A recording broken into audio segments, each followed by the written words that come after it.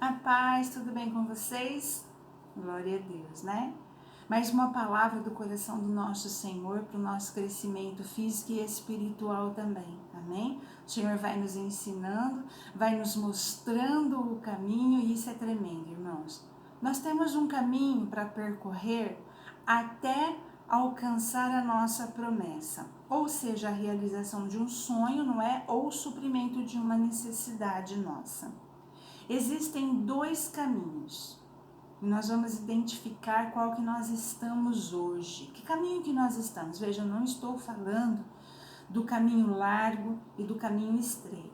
Estou falando a respeito do caminho longo e do caminho mais curto, para que a gente possa viver o milagre na nossa vida. Amém? Existe isso, irmã Jé? Existe. Nós apresentamos a situação ao nosso Senhor através da oração e da súplica, para que a gente não fique ansioso, não é? Porque não está ao nosso alcance resolver aquilo ali. Então, apresentamos ao nosso Senhor. E é do ser humano, é meu e teu, apresentar para o Senhor também a solução, não é? E é a solução mais curta. Porque a gente não tem paciência para esperar, a gente quer logo, quer resolver aquela situação logo e apresentamos ao nosso Senhor, então, a solução. Senhor, se o Senhor trabalhar desse jeito aqui, Senhor, olha só, faz isso, não é? É errado isso? Não, irmãos, não é. Como eu já disse, faz parte de mim, faz parte de você também. O que nós precisamos compreender é que nem sempre a nossa vontade é a melhor solução. E se nós estamos, então, no caminho mais longo, se está demorando um pouco mais, a gente precisa compreender o porquê, não é? Podemos viver de forma mais rápida, mas é porque algumas situações já estão encaixadas. Se nós estamos vivendo o caminho mais longo, é porque algumas coisas precisam ser resolvidas. O importante é a gente entender, compreender, irmãos, e caminhar na fé. Se a gente apresentou a situação, o Senhor vai resolver. Vai resolver. Se não é de uma maneira mais rápida, o Senhor está trabalhando a nossa paciência, mas Ele vai resolver, ainda que demore um pouquinho mais. É um caminho mais longo, mas vai ser resolvido. Ele vai tratar. O Senhor, irmãos, quando nós apresentamos, veja só, nós apresentamos uma situação, nós temos um foco, nós temos um objetivo que visa uma situação nossa. O Senhor enxerga muito além disso. Porque o Senhor vai tratar com pessoas, o Senhor vai tratar com outras situações no meio do caminho, porque Ele é absoluto e Ele cuida de várias coisas ao mesmo tempo. E sempre com o objetivo de trazer a nossa vitória, de trazer o nosso milagre. O foco do Senhor não muda, mas Ele trata de várias coisas ao mesmo tempo. Dentro de nós e através de nós também. Isso é tremendo. Amém? O que nós precisamos é compreender que nós não podemos desistir. Não podemos, porque ainda não aconteceu e o Senhor está demorando muito, mas o Senhor diz que é necessário que a gente saiba que Ele vai responder, que Ele vai atender a nossa petição. Por isso que Ele manda orar. Ele não mandaria orar, não é? Só para a gente passar o nosso tempo. Não, Ele vai resolver essa situação sim, pode ter certeza. Viu? E qual é esse caminho? Está percorrendo um caminho mais longo? Vamos ver aqui nas Escrituras Sagradas. Tem várias situações ao longo de toda a Escritura Sagrada que mostram caminhos mais longos e caminhos mais curtos também. E nós vimos muitos ali centralizados nos 4 evangelhos. E nós vamos ver a situação de Jairo hoje. Ali em Marcos, no capítulo 5, a partir do verso 21. Jairo ouviu falar de Jesus. Ele ouviu falar e ele então foi até o Senhor Jesus apresentar a situação dele. Diz assim as Escrituras Sagradas, olha. E eis que chegou um dos principais da sinagoga, por nome Jairo, e vendo a Jesus, prostrou-se-lhe aos seus pés e rogava-lhe muito, dizendo: minha filha está em casa, à morte. Eu te rogo que venha, toque nela, para que ela sare e para que ela viva. E aí então, Jairo, com um coração despedaçado, com um coração preocupado, angustiado, faz esse pedido ao Senhor e o Senhor Jesus então consente ir com ele, não é? E Jairo então, lógico que quer o caminho mais curto, porque ele quer resolver logo aquela situação, ele quer ver logo a filha boa, sarada, vivendo, não é? E o que vai acontecer no meio do caminho? Nós vamos observar 4 situações aqui. A primeira situação é que existe uma multidão ali ao redor deles, já atrasando ali a concretização do milagre. É muita gente, a palavra do Senhor diz, apertando eles ali, porque todos nós queremos um milagre do nosso Senhor Jesus. Todos nós precisamos de resolver alguma situação na nossa vida ou na vida de outra pessoa, em qualquer área da nossa vida. Então existem muitas pessoas ao redor deles apertando, que já atrasa, né? O Senhor Jesus de chegar até a casa de Jairo. A segunda situação é que aparece ali uma mulher enferma com fluxo de sangue.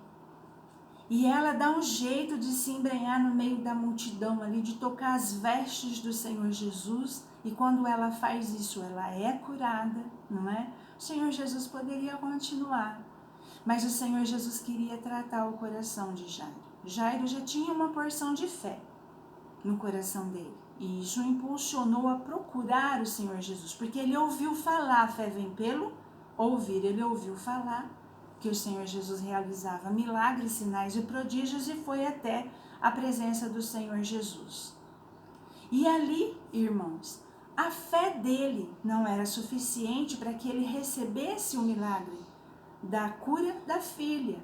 O Senhor Jesus sabia disso. E o Senhor Jesus então permite aquela situação toda ali, nada foge ao conhecimento do nosso Senhor. E ele então para tudo. Ele para, escuta, quem foi que me tocou? No meio daquela multidão, o Senhor tinha um propósito em fazer aquela pergunta. Veja, ele queria que Jairo visse que ocorreu um milagre ali, para que a fé de Jairo fosse alicerçada, para que a fé de Jairo crescesse. Ele já tinha ouvido falar do Senhor Jesus, mas ele precisava vivenciar alguma coisa ali antes de vivenciar o próprio milagre. Ele precisava ver que o poder do Senhor era operante. Então Jesus para tudo, atrasando ainda mais a chegada até a casa de Jairo. Mas Jairo pôde ver que só alguém tocar as vestes do Senhor Jesus era sarado. Ele teve a sua fé então alimentada e continuaram a caminhada. E o que acontece no meio do caminho? Chega a notícia, não é? Essa é a terceira situação que nós vamos ver aqui, de que a filha dele já tinha falecido. Jairo não esboça um movimento, a Bíblia não registra, e nem uma palavra. E o Senhor Jesus está olhando para o coração de Jairo. Veja, se não tivesse vivido ali, visto aquela cura da mulher, Jairo naquele momento poderia desistir, irmãos. Porque chegou a má notícia. Chegou ali de que aquela situação já era irreversível aos olhos dos homens. Olha como o Senhor está tratando. No caminhar o coração de Jairo. Jairo, quando ouve a notícia de que a filha dele já tinha falecido, ele poderia naquele momento ali falar, não, agora não tem mais jeito, eu desisto aqui. O Senhor estava observando o coração dele. E aí a gente pode pensar assim, mas como? Como que o Senhor Jesus olha para o coração? Se ele estava ali como homem. Ele nos dá uma grande lição aqui, irmãos. O Senhor Jesus estava como homem, mas não só nessa, em outras passagens também. A gente pode aprender que o Senhor Jesus, ele compreendia a intenção do coração das pessoas. Ele lia o coração das pessoas como homem, mostrando para mim e para você que isso nós podemos fazer também. E qual é o caminho para a gente poder enxergar a intenção do coração do outro, irmãos? Estarmos em comunhão plena e constante com o Pai e com o Espírito Santo do Pai. O Senhor Jesus tinha essa comunhão plena. Então ele olhou para o coração de Jairo. Jairo não esboçou movimento e não falou absolutamente nada. Mas quando chegou a notícia, o Senhor Jesus já falou: Jairo, calma, calma, não tenha medo, crê somente. E então eles continuam caminhando. Jairo poderia proferir uma palavra ali contrária e atrasar, ou então não viver aquela bênção. O Senhor Jesus simplesmente fala, olhando para o coração dele: calma, não fale nada, não reaja, não temas, crê somente.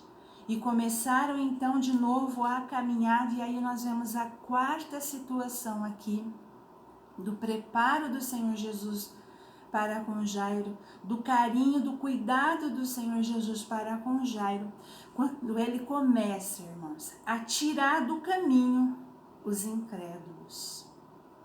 Até chegar na casa de Jairo, o Senhor vai tirando do caminho deles aqueles que não acreditaram, que não acreditavam, para não atrapalhar a fé de Jairo. Ele não permite más conversações, escarnecedores ao redor deles, para que a fé de Jairo não desfalecesse. Olha o cuidado que o Senhor tem comigo e com você, irmãos. O Senhor não permite situação além daquela que a gente possa suportar. Isso está registrado em 1 Coríntios 10:3.